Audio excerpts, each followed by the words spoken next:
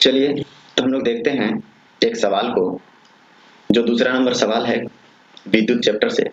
इसमें कहता है 1 घंटे में 50 वोल्ट विभवांतर। यहाँ पे विभवांतर है तो W नहीं होगा, V होगा। 50 वोल्ट विभवांतर से 96,000 कूलम आवेश को स्थानांतरित करने में उत्पन्न ऊष्मा परिकलित कीजिए। यानी ऊष्मा का मान हमको ज्ञात करना है। तो सबसे पहले आपको ये पता होना चाहिए कि ऊष्मा यानी H का सूत्र क्या होता है। अगर आप यही नहीं जानिएगा तो आपको किन किन चीजों की आवश्यकता है आप उसको ज्ञात नहीं कर पाइएगा। तो सबसे पहले H बराबर होता है VIT, यानी V का मतलब विभवांतर, I का मतलब विद्युत धारा और T का मतलब समय चाहिए। जबकि हमारे पास है क्या क्या, पहले उसको लिख लेते हैं। तो हमारे पास देखिए T दिया हुआ है। T का मतलब समय, 1 घंटा। 1 घंटा, तो 1 घंटा जो दिया हुआ है इसको हमको किस में चाहिए, सेकंड में चाहिए। तो 1 गुने 60 करेंगे तो ये घंटा में था, मिनट में आ गया। मिनट से फिर सेकंड में चेंज करना है तो फिर से 60 से गुना करेंगे।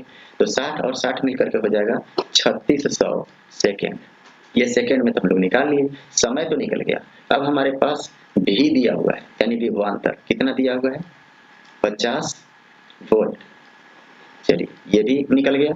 हमारे पास अब क्या दे दिया, आवेश दे दिया। आवेश का मतलब Q दे दिया। Q का मतलब कितना दिया हुआ है हमारे पास, आवेश आवेश दे दिया 96,000 कूलम। अब एक बात बता दें, हमको जो जो चाहिए था वो मिला क्या। देखिए हमको भी चाहिए था, भी तो मिल गया। T चाहिए था, T भी मिल गया। लेकिन I चाहिए था, I नहीं मिला। तो I निकालने का सूत्र हम लोग जानते हैं। I बराबर होता है Q/T, Q/T यानी विद्युत धारा बराबर आवेश बटा समय। तो अब बताइए कि अगर विद्युत धारा बराबर आवेश बटा समय होता है तो आवेश हमारे पास है कितना, 96,000 है कि नहीं, और बटा समय कितना है 3600। तो लिख लीजिए 3600। 2 जीरो से 2 जीरो कैंसिल हो जाएगा, बचेगा हमारे पास 960 बटा 36। चलिए सबसे पहले 4 से काटते हैं। जब हम 4 से काटते हैं तो कितना आ जाएगा, 4 9 36। फिर यहाँ 4 से काटिए तो 4 दूनी 8, बच गया 1, 1 के बगल में 6 तो हो जाएगा 16। तो 4 चौका 16 और 1 जीरो उतर जाएगा। अब हम 3 से काटते हैं तो 3 तिहाई 9 और इसको 3 से काटेंगे तो 3 8 24 यानी आ जाएगा 80। तो हमारे पास कुल मिलाकर के कितना मान आ गया, हमारे पास I का वैल्यू आ गया 80 बटा 3। इतना एम्पियर, इतना हमारे पास क्या आ गया, विद्युत धारा। अगर हम विद्युत धारा लेकर के आ गए तो अब हीट यानी ऊष्मा निकालने में हमको दिक्कत नहीं होगा। तो चूंकि H बराबर होता है VIT, तो V का वैल्यू हमारे पास दिया हुआ है वो है 50 वोल्ट, लिख लीजिए। I का वैल्यू अभी तुरंत निकाले हैं 80 बटा 3, वो भी लिख लेंगे। और T का वैल्यू हमारे पास दिया हुआ था 3600 सेकेंड, लिखेंगे 3600 सेकेंड। अब इसको हल करेंगे। जब हम 3 से 36 में भाग करते हैं तो 12 तिया 36 और 2 जीरो इसके साथ लग जाएंगे।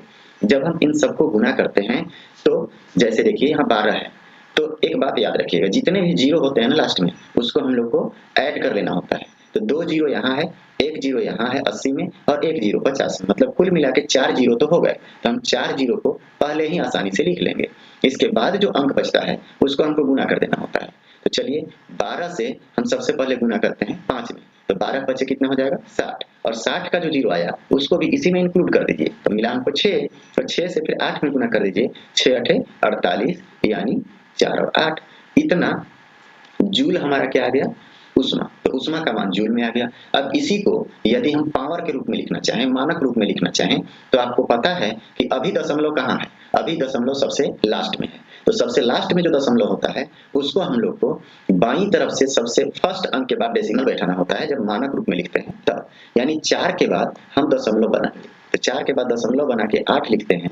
तो यहाँ पे हमको 10 के पावर के रूप में कुछ लिखना पड़ेगा। तो 10 के पावर के रूप में कितना लिखें, तो याद रखिएगा जब हम लोग दाहिने तरफ से बाईं तरफ की ओर दशमलव लेकर के जाते हैं तो पावर को प्लस में लिखते हैं, और अगर वही हम लोग बाएं तरफ से दाहिने तरफ दशमलव को लेकर के जाते हैं तो पावर माइनस में लिखते हैं। जितना अंक स्थानांतरित होते हैं उतने अंक के लिए।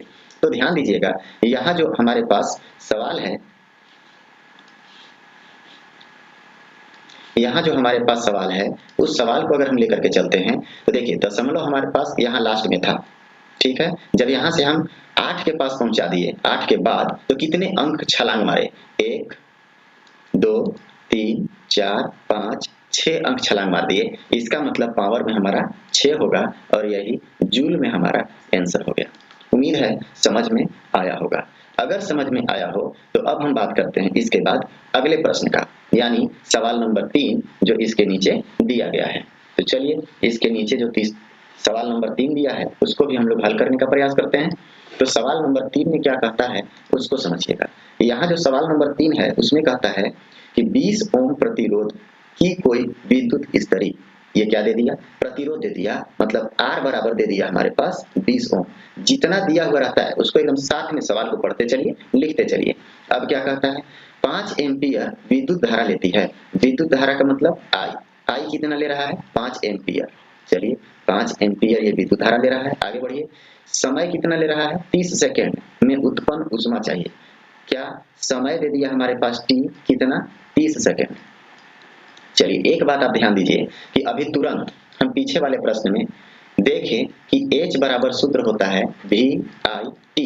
हमको 3 चीज का जरूरत है, V का, I का और T का। हमारे पास है क्या क्या चीज, तो हमारे पास I तो मिल गया, T मिल गया, V नहीं है। तो V निकालने के लिए हम एक सूत्र जानते हैं, क्या याद रखिएगा, हम लोग जानते हैं V बराबर RI। क्या जानते हैं, V बराबर RI, और हमको क्या निकालना है, V ही तो निकालना है। तो V बराबर R का वैल्यू हमारे पास कितना है, 20 ओम, इंटू I का वैल्यू कितना है, 5। जब इन दोनों को हम गुना करते हैं तो 20 बचे 100 हो जाएगा, और ये 100 जो आया वो वोल्ट में हमारा क्या आ गया, विभवांतर। क्लियर, विभवांतर निकल गया। और जैसे ही विभवांतर निकला तो हमारे पास जो हीट निकालने के लिए 3 चीजों की आवश्यकता थी वो तीनों चीज हमारे सामने आ गया।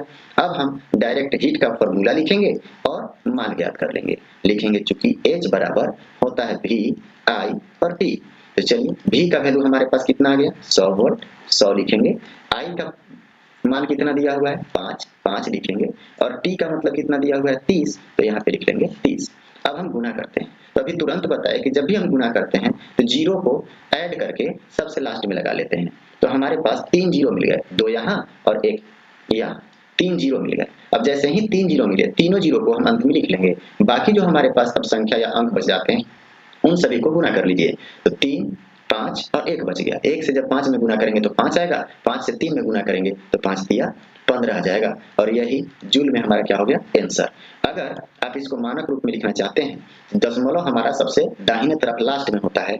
जब हम यहाँ से 1 2 3 4 अंक आगे बढ़ा करके दशमलव लगाते हैं, मतलब 1.5 लिखते हैं, तो 10 के पावर 4 अंक पीछे खींचते हैं तो पावर में 4 लगा करके और जूल में यही हमारा आंसर हो जाएगा। अगर कभी भी आपको जूल के स्थान पर किलो जूल दिया हुआ रहे, जैसे अभी हमारे पास आया है 5000 जूल, इसी को अगर हम किलो जूल में बदलना चाहें तो 1000 से डिवाइड करना पड़ता है।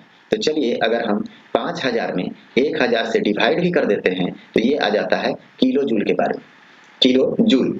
अब देखिए 3 जीरो से 3 जीरो तो हमारा कैंसिल हो जाएगा। जब 3 जीरो कैंसिल होगा तो मिलेगा क्या, केवल 15, और यही 15 किलो जूल हमारा आंसर हो सकता था। अब आपका जो ऑप्शन या आंसर दिया होगा उसके आधार पे आप इसको आसानी से हल कर लीजिएगा और देख करके टिक कर लीजिएगा। उम्मीद है समझ में आया होगा। अब आगे के प्रश्नों को देखेंगे अगले